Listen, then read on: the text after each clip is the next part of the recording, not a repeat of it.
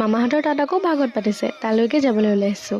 মামাহঁতৰ ঘৰলৈ আকৌ আধা ঘণ্টামানৰহে বাট, কিন্তু কেনিবা গ'লে এনেও ভোকটো বেছিকৈ লাগে। আৰু যিহে গৰম পৰিছে, পূৰা আইচক্ৰীম খাই ল'লোঁ। এইফালে মোৰ আকৌ বাটতহে আচৰিছোঁ গৈ, একদম লৰালৰিকৈ পূৰা গৈছোঁ আৰু গৈ চাহ তাহ খাই ল'লোঁ। খাই পেলাই এয়া আমি যাবলৈ ওলাইছোঁ নামঘৰলৈ বুলি।